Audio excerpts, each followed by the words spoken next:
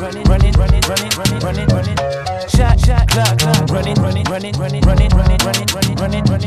shot, clock, running. Welcome to Shot Clock. If you come in my lane, you getting your shot blocked. Coach BuB on the mic, VA is a hot spot. This is the podcast, tune into the broadcast. It might be a special guest, never know who gon' slide past. Got some topics to discuss while making the time pass. Let's talk about rap, let's talk about fashion, let's talk about sports, or what's the latest gadgets, and I ain't trying to brag. This right here the best show. Cross over, then lay him up with the left though. Let's go, you got the rock. Time ticking, who willing to take the shot? Shot, clock, running. Shot, clock, running. Shot, clock, running.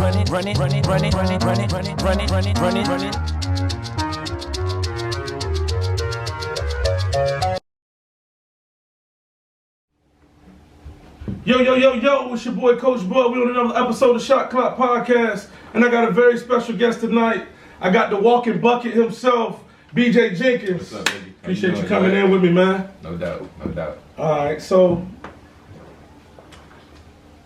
let's get started, man. Let's go. So let's start being a freshman coming into Green Run High School, right?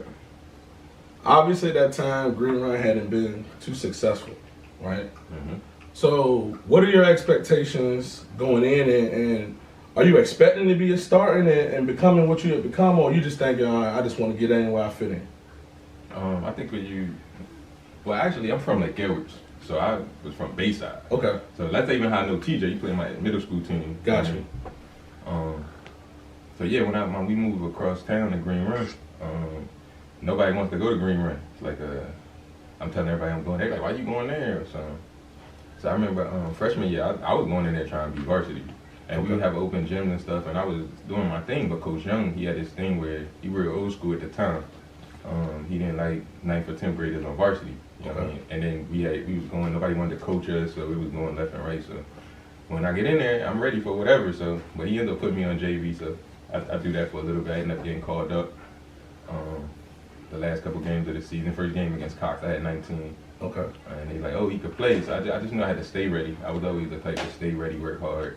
I try not to get into too much other stuff. Just stay focused on what I'm trying to do, you know what I'm saying? Okay. So, obviously, that year goes by. We move on. Now you're a sophomore, and pretty much now it's your team, Mm-hmm. right? You would say that. And at that time, y'all had what? It was Terry. Who else was on that team? On my sophomore team? Yeah. Terry wasn't up there. It was me, Hitman, Alan Gladden, Remo. Okay, I played with Alan Gladden in middle school. Nimrod, Yep. Camille was the young though. Yep. So yeah, we had actually, sophomore year, going into sophomore, we actually lost the PA. So we had won the last couple games when I got called up. So we go to the locker room at the end of the PA game. It's the district. We playing for 8th place. Okay. Brandon Adair, shout out Brandon Adair. He's doing his NBA ref thing now. He was tough too. Virginia Wesley, right? Yeah. And we lose. And in the locker room, everybody, you know, and coach like, anybody got something to say? So I look around, I'm the youngest in there, I look around, nobody say nothing. Yeah. I'm like, oh nah, I don't come from this. I raised my hand, I was like, we ain't gonna be like this next year, coach. And everybody was like, man, shut up, man. You know, like, shut up. Yeah, but that's when I was born though. Like that's when I was like, and that summer I remember I turned down parties, I'm going to Mount Trashmore. Girls want to chill with me, you got rebound. Like I'm trying to, I got stuff to do. Like I was that serious about it. So that's when sophomore year was when I became BJ Jenkins.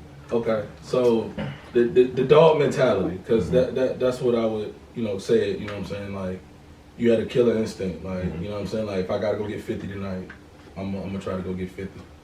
So you guys start to be successful, and now you're one of the top schools in the Beach. So at that time, who else was some of the contenders and that you were playing against, and Well, when I was in high school, my 10th grade year, the Beach District was crazy. Everybody, Kellum, Salem, Cox, Lansdowne, everybody. You got Stan, you got Donnie, you got Mike Anderson, Torrey. You got all these dudes. Yeah, you got we Garrett Monroe. Yeah, they were tough. So you have all these elite talents.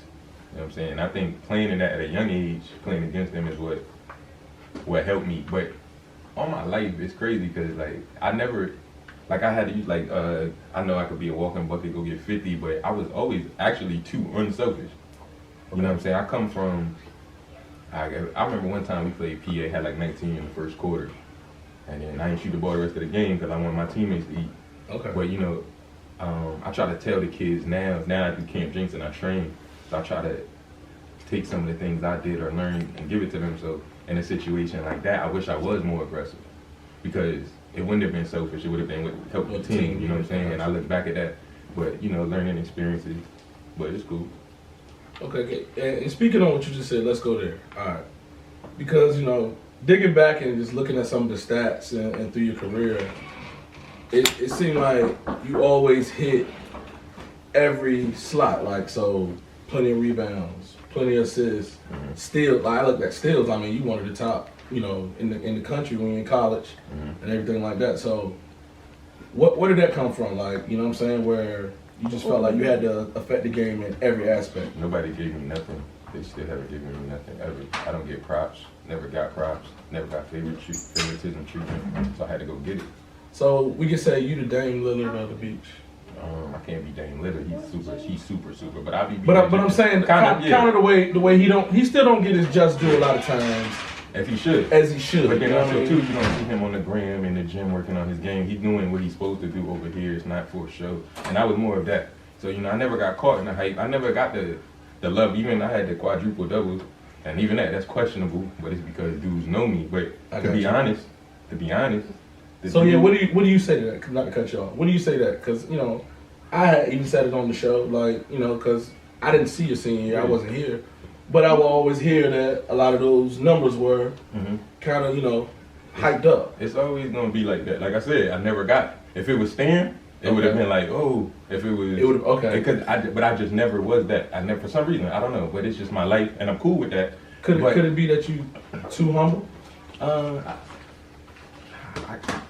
don't want to say too humble because, I mean, I feel like none of us are better than nobody.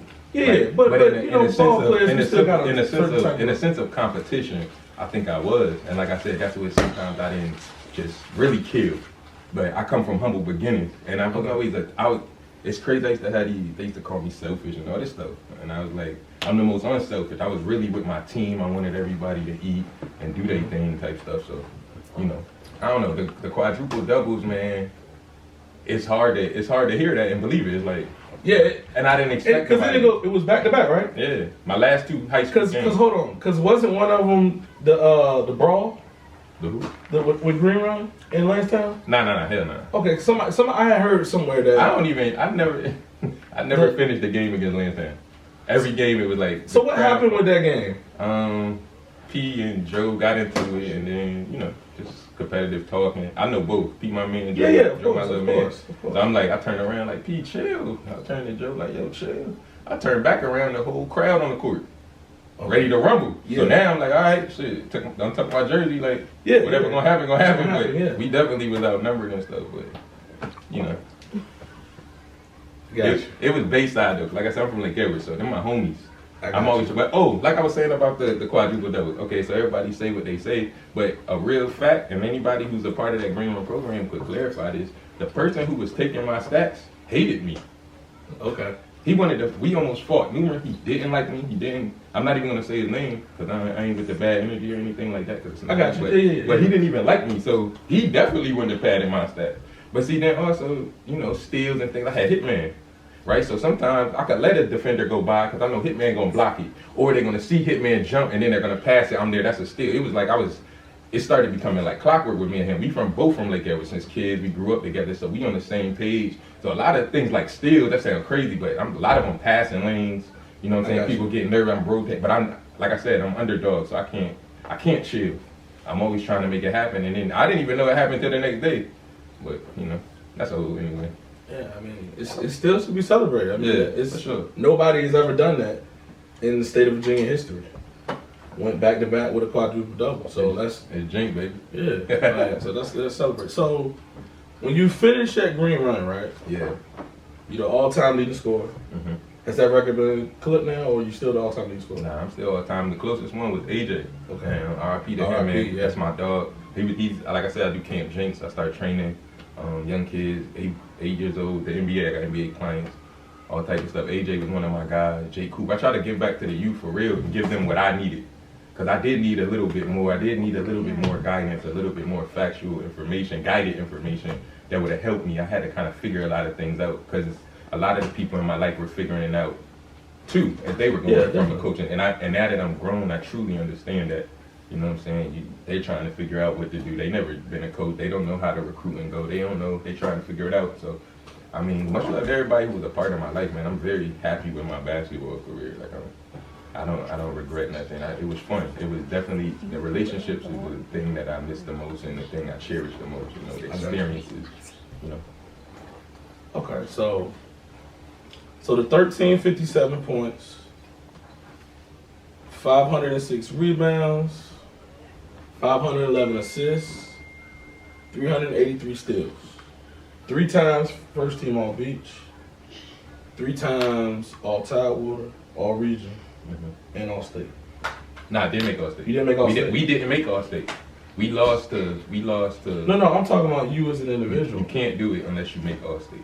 Okay. So we lost to Stephon Welsh and Calvin Baker, Woodside team, and we lost at the end. That was we would have went to state after that. They ended up winning the whole thing. That was the year that they beat Lansdowne. Yeah. So they beat y'all and then they played Lansdowne. Yeah.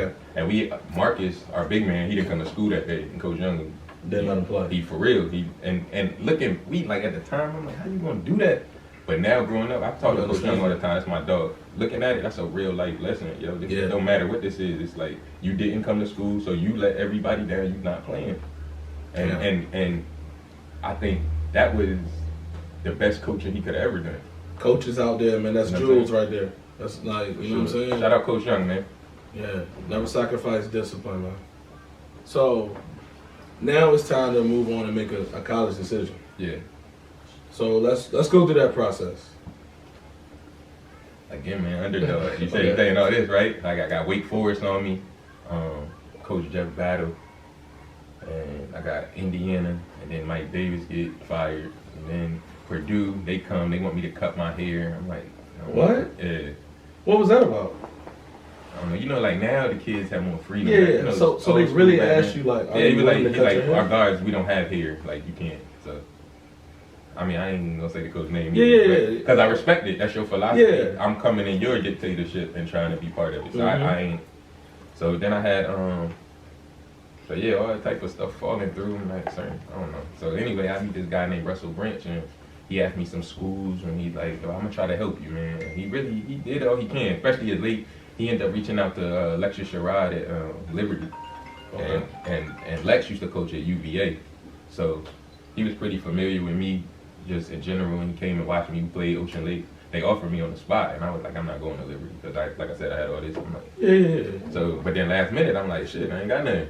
I gotta go to Liberty. But going to Liberty was like the best thing in my life for real. Like, why would you say that? Just my people that I met, the experience. It definitely was a culture shock. Mm-hmm. You know, and I got to see another aspect of life, another aspect of people and where they come from, and just the way their thought process worked. You know what I'm saying? It was different, right? And it had to be disciplined.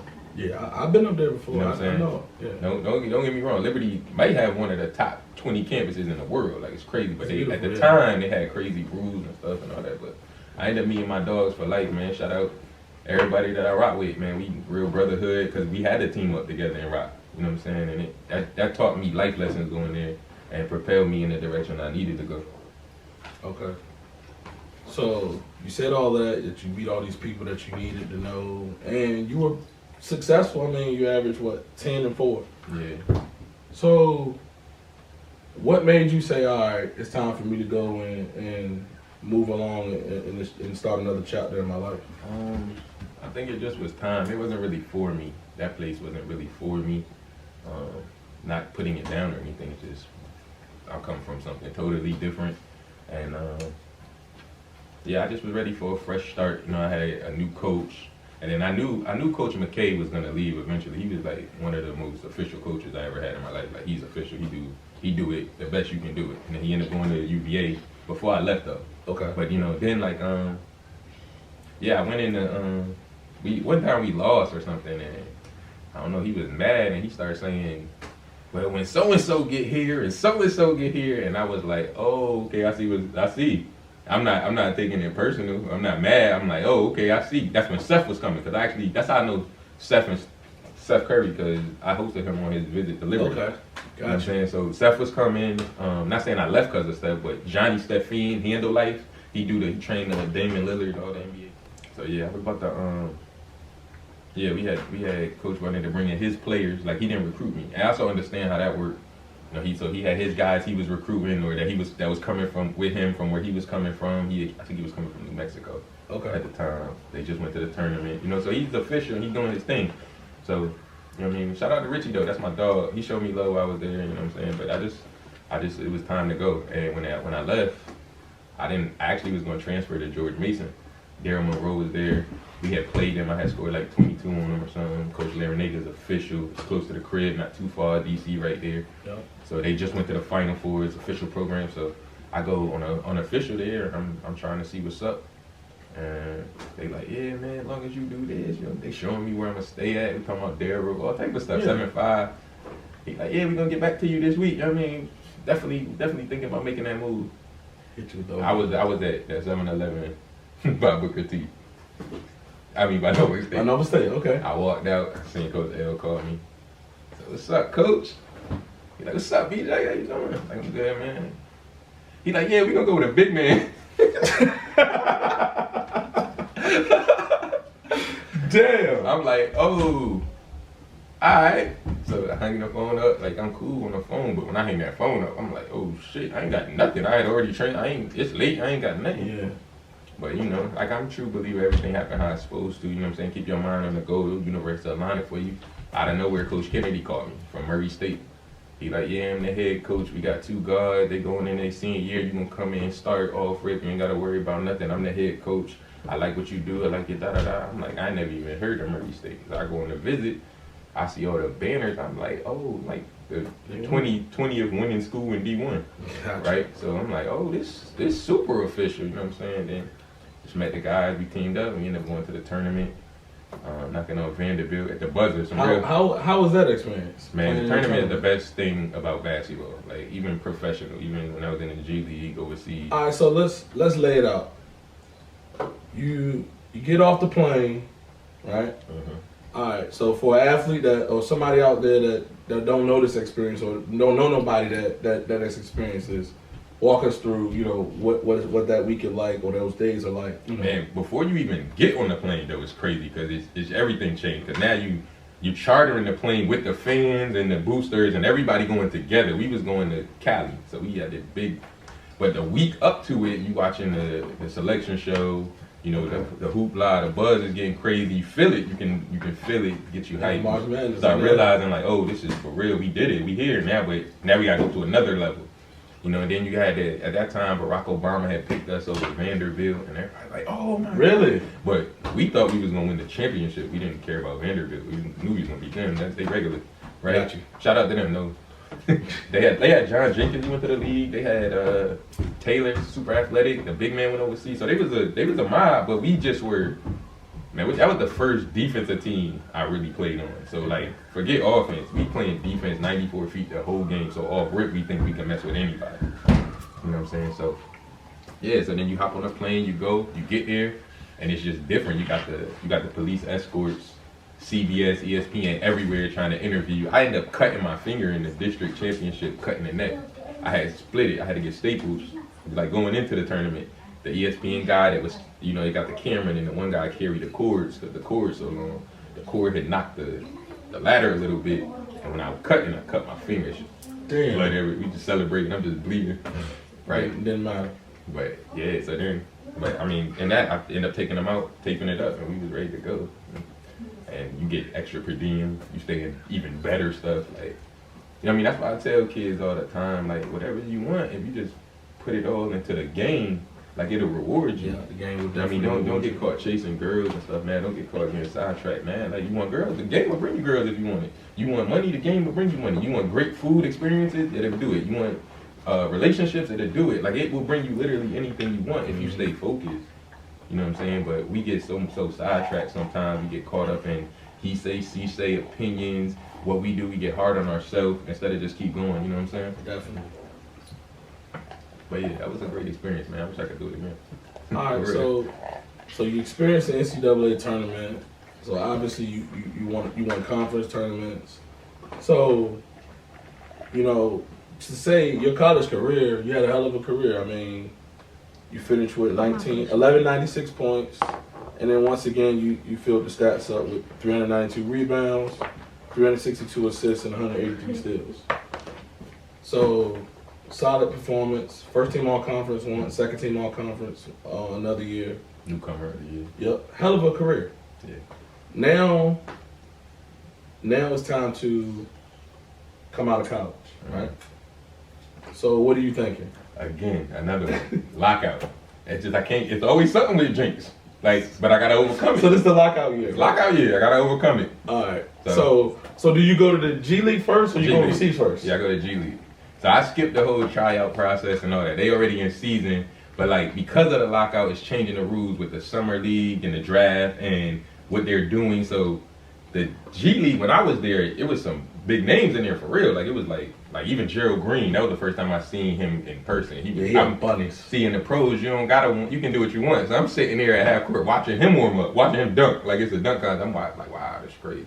I'm about to get buckets, but wow, this is crazy. Yeah, like, got you. You know what I'm saying? It really was like, oh, this is a different level. So, but then I realized they can't, in the pro level, you can't have help defense because it's 3 seconds. Defense is 3 seconds. So now you got to check me one-on-one. I don't think nobody can check me one-on-one. Yeah. So it was kind of easier, believe it or not. I mean, I come in, I think I had like 25 first game, 20 second game, 20-some third game, and then Jeremy Lin come. Mike James come. I don't know if you're familiar with Mike James. He's an NBA vet, like 10-year career. Mm-hmm. He comes. So how the G League work, if they was an NBA player and they're trying to make a comeback or anything, they're gonna come to the G League and they're still an NBA guy. So whatever's going on, they're pushing it to the side. So Mike James do his thing. So I wasn't really playing, so my stats was going down. And then he left. He got called up to Chicago. I'm back, do my thing again. Jeremy Lin come down. You know what I mean? This when Linsanity happened. Linsanity, dog. You know what I'm saying? And what's crazy is like Jeremy Lin, like I used to joke with him in practice. I'm like, bro, this ain't the Garden, bro. This is different. He like, yeah, bro, I don't get no playtime in the Garden either, right? And because they was really gonna release him, like he was done, and then everybody got hurt. And he comes up and he does his thing. He's going crazy. Shout out Jeremy Lin. He's nice too. He's like really nice. You know what I'm saying? But you bust his ass? Huh? You bust his ass? I done gave him buckets. I done gave Mike James, but I done gave everybody buckets. Yeah. I done gave Stan buckets. But these are like Stanley though is the hardest person I ever checked in my life. Every level. Why was it so hard to defend? He's so shifty. Like everybody think it's his handles. It's not really his handles. He can handle, but he's so shifty. He like lean. How he walk anyway. He got like his arches back. Yep. His posture. So it's so shaky. You don't know what to do. And then he has like counters. So like if he does it and he sees if you reach for it, and if you reach, he counters. It's so quick, you're dead. Or if you don't reach, he just goes. You know what I'm saying? And he can pull it. He come to Camp Jenkins. I be training him in the summertime. Shout out Stan, man. He just won a championship in the Philippines. Real beach legend. My dog. Real legend. No, you got to come sit up here when you get back. For sure, man. All right, so now that happens. The Linsanity happens. So what happens the next year for the G League? So now after that, I go to Australia. Okay. Actually, it was some new league that was about to start. And the agent I had at the time sends me to this, man. When he sends me, we in Miami, we in the trenches. Like, I'm like, hold up. It's some different, it's crip dudes over there. They looking at us like, what y'all doing? I mean, like I said, I'm from Lake Edwards. I already knew what time it was. I walked straight up to them like, look, yo, we over here for some basketball. I don't know what y'all got going on. We ain't trying to fuck what y'all got. They moved us here, bro. But it was like a real cul-de-sac, and it was like they little shit. So off rip, I could tell that was not going to be a good experience. You know what I'm saying? So gotcha. After that, I told my agent like, nah. So then he sent me. I got out of there and went to Australia, and I went to Tasmania. Man, shout out Northwest Tasmania Thunder, man. My peoples for real. So, all right. Culturally though, how was that experience? You know, playing overseas, traveling, and just learning all these different cultures and these customs. Like, what did that do for you? And obviously, I know what it helped you with. With your second second career, you know what I'm saying, with the music. So we'll get into that. But what was that culturally done? Australia is dope. Like it's really like America. Actually, like so playing like so overseas can get tricky because sometimes you need a translator depending on the language barrier. Sometimes the food but like Australia was very similar to America. They just had the accent. You know what I'm saying? Australia, I think, is ran by England. The Queen of England. They celebrate the Queen's birthday type stuff. So it's like its own little thing, but it's very similar to England. That's why they even had those same accents. It's crazy because they're not even close to each other. Yeah, you know what I'm saying? So colonization, boy. Yeah, just learning new things. Though getting to see. So where I was at in Tasmania was like, it was an island. It's Hobart and then it's Overstone where we was at. Our part is more like an island. It's more it's more spaced out. Hobart is like the turn up spot, and then the city, Sydney is like LA. Melbourne is like New York, Brisbane is like Miami, like for real though, like the waters, the same blue, condos, all that. So it was like a dope experience. I met one of my brothers forever, man, Tyrone. He was from Detroit, so me and him were just mobbing and figuring it out together, you know what I'm saying? It was a great experience. I was gonna go back, and my father, that's when I retired basically, cause yeah, my grandma died. I mean, and I was supposed to go back to Australia. So then a couple weeks go by, and my agent gave me something else, and I'm supposed to go there. And then my aunt died. And then, so I don't go to that. And then a month later, my dad died. I'm like, oh yeah, I don't even care about this no more. Yeah, like, I ain't even. Don't mean the same no more. Yeah, like it ain't even. So I'm kind of like mentally messed up. I'm really mentally strong, bro. Like but I was at that point. I was some different person. Yeah. You know what I'm saying? Like, and yeah. But looking back at it though, man, that's what helped me turn this to me right now. Like I'm like different. I mean, I understand it. I understand life. I understand no one ever really dies. I understand emotion. I understand the mind, how to control it, what you put in it, what it manifests. You know what I'm saying? I understand. Like I read this book called The Four Agreements. Mm-hmm. Be impeccable with your word, like only speak life and love and light into people. Keep your word. That's why I told you about being on time. I was serious about that. I don't want to tell somebody I'm gonna do something and be late. Bro, you wouldn't be surprised with these things. But people don't understand. Yeah. Don't assume anything. Don't take anything personal, and always do your best. Those are 4 agreements. So once I start training my mind to think that way, it really gave me a different perspective, man, and helped me grow tremendously. Mm-hmm. So that happens, and obviously you retire, like you said. So what is the music career coming in? Like, had you always been rapping? That's the crazy part. I was about to get signed in 8th grade. Me and the dude Marvin, we went to Atlanta, New World Entertainment. It was a small label. They was gonna sign us. We went up there for 2 weeks, recorded all this stuff. But my heart wasn't in it. I don't do nothing. My heart's not in it. I gotta want it, like, cause people don't understand how when I'm in go mode, they don't realize like I'm really in go mode. I don't want no excuses. I don't make excuses, so I don't want you to make excuses. And if you're gonna be around, we gotta do this a certain way. You know what I'm saying? But what you asked me? No, I had asked you about the music. The music. Oh yeah. So did you always rap? And then you said So I was always So we was about to get signed, but my heart wasn't in it. So I wanted to play basketball, so I came back and played basketball. That's why I met TJ, because he was on the Bayside Middle team. But I was really gonna stay in Atlanta and not come back. Okay. You know what I'm saying? Do the music. So then throughout the years, I would always rap. Like even in the free throw line, in the layup lines, me and my dog Eric, Basic, shout out Basic, we do the music thing. But we used to always be rapping. So I was in a group called the 3 Finest. Back in the day, we had the tapes, and I still got this stuff. Like 5th grade, talking crazy. Totally. You know what I'm saying? But it wasn't my passion. Versus now, I really have something to say. Like I done did everything. Like, you know, I don't have to wear Gucci every video. We done did that. I don't have to do certain things everybody doing, or even like the money. The money don't move me how it probably would have back then, because I understand it's not even real. It's just energy. You know what I'm saying? And if I vibrate, change my frequency, change my energy, vibrate at a higher frequency, then I'm gonna naturally attract money. I'm gonna naturally attract all the things I want. You right? So, but back then I probably would have did things for money, and when you do that, that's when you run into error every time. You're moving in emotion, you're doing it for the wrong reason. So, yeah, man, now we here, man. 5th dimension.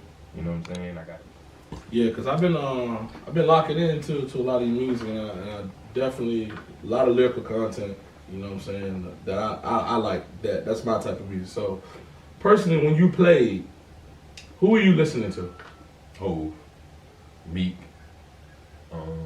DMX, Beanie Siegel, Clips. Siegel's in my top 5 too. Niggas is talking about going. You know what I mean? Like the music raised me. So when I make music, I make sure I have to say something that if it's a little me out there, it can help raise them. Some guidance, just the way it moves. But now it's different. Somebody else controlling this. It's like how they always said, you can raise a kid off Jadakiss bars. Exactly.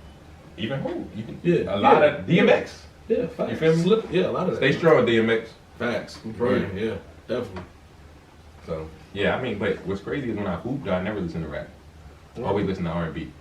I'm gonna pull up with Confessions playing in my headphones, so I'm calm and drop 40. You know what I'm saying? Cause now all the talking don't matter, cause I'm in a different, like, the mind, man, it's real, for real. So like, he was out here giving you dudes 30 and 40. Listening to my I R&B. think he was listening to what was it?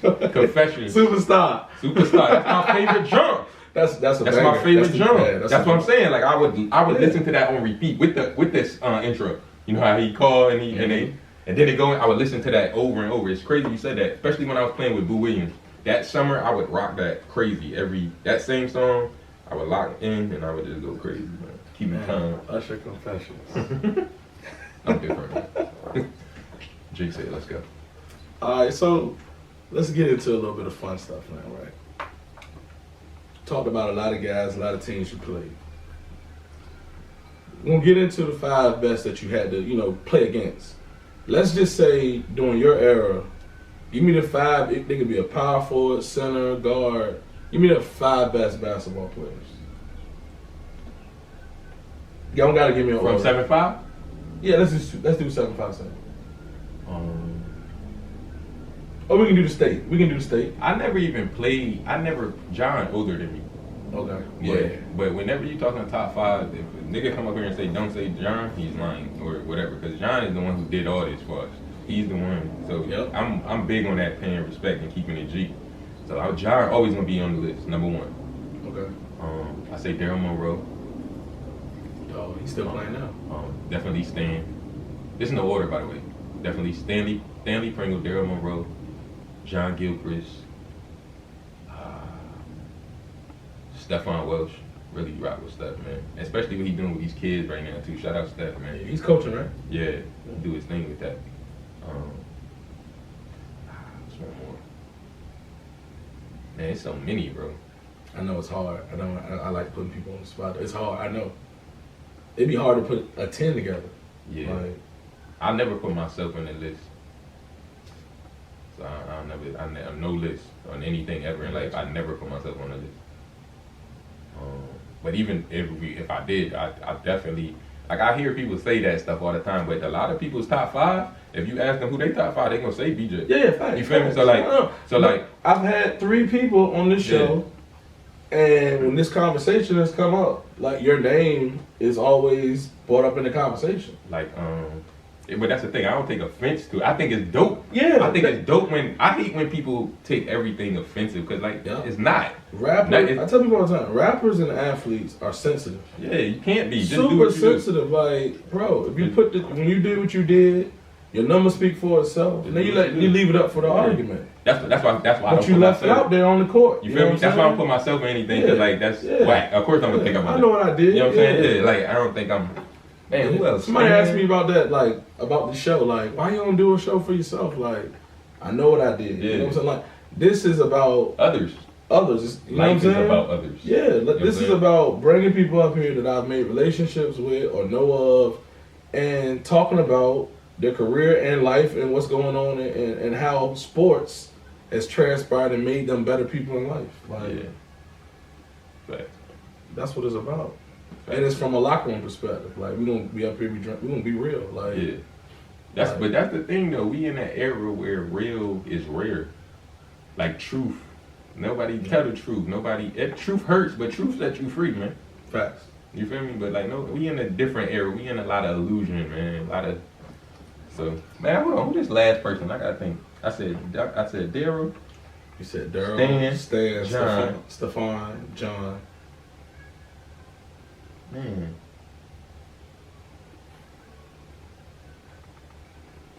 I'm gonna tell you one I liked a lot that a lot of people don't really talk about. Brandon Smith from Indian River. Oh, definitely B. Smith. Hold on. B. Smith up there with John. He was crazy. You feel me? B. Smith up there with John. I think he older than he like 5 years older than me and still hooping. Yeah, he was crazy. You feel me? So shout out B. Smith, man. Real legend. Put B. Smith on that list. Cook was tough too. Cook, damn. Cook definitely. Like I'm in 10th grade when BJ Jenkins made Cook on the front page. I'm looking at Cook like, oh, this is what I need to be. Cook. Marquis Cook is the man. I remember my junior year, he knocked us off at Lansdowne when we had Ruel and Mike on that team. He went crazy. When J.R. Smith came out here. That's when I was like, oh, it's levels. It really is levels. Yeah. Okay, I need to get in the gym right now and get better. But he hooped. J.R. Smith put on a show. But he hooped. Facts. Because I remember that's when Stefan and them played Oak Hill. Yep. So, give me the 5 best that you had to guard, or they guarded you like that you had to go against. I would say Steph. I would say Stan. I would say that's somebody. Let me get in college. Or you went just 7'5"? No, just whoever you guard. Whoever. It could be college. Courtney Fortson, man. I don't know if y'all know Courtney Fortson. He went to Arkansas. He's playing in G League with LA. Little pigeon-toed dude. He's super fast, you know what I mean? It was a dude, it's so many, bro, top 5. It was a dude named Eugene Harvey that went to Seton Hall. He was faster than Stan. Damn. He didn't have a handle like Stan, but he was faster than Stan. It was like Keaton Page from Oklahoma State. He ran off screens for 40 minutes. Didn't stop. He averaged 40 in high school. He ran off the screens non-stop. We're running circles. Like, yo, we had to keep switching on him. Like, yo, bro, I ain't checking this. But that's crazy. Yeah. He was probably the hardest to really check. Yeah. Real JJ Redick. Okay. Type stuff. You know what I'm saying? Ray Allen, yeah. But like Stan, see, that's the thing. But Stan wasn't really hard to guard because people don't know this, but me and Stan knew each other since. He was like one of the first people I met when I came here at the base. My stepdad was in the military. Stan was up there. We just started hooping. So from that day, this was like in 6th, 7th grade. So me and Stan been playing each other since middle school. We played each other in the middle school championship. They won.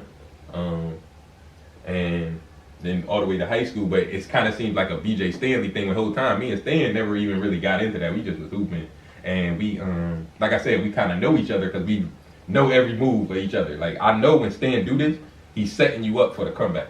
Versus not knowing that, and now I'm over here when I didn't know it. Yeah. But I done got shook so many times by it. He made a dude fall in the river, man. You know what I'm saying? No, he is crazy. Jesus. You know what I'm saying? And I think too, we need to give more respect to people. Like, it ain't just Stanley walking around like that. You know what I'm saying? No. You know what I mean? It's not. And little dude like that, he had bounce. Bounce, shoot. He still do. He still can dunk. Yeah. With bad knees. With bad knees. He getting old. Stanley got bars too, though. Yeah, that's my dog. He know about the music, you know what I mean? Yeah. I used to be at the Camp Jenkins. I played, like, what you think of this, you know what I mean? Yeah. So give me your top 5 rappers. Top 5 rappers. Ever? Yeah, just you got 5, that's only 5 you can listen to. Hove, Big, Nipsey, Drake.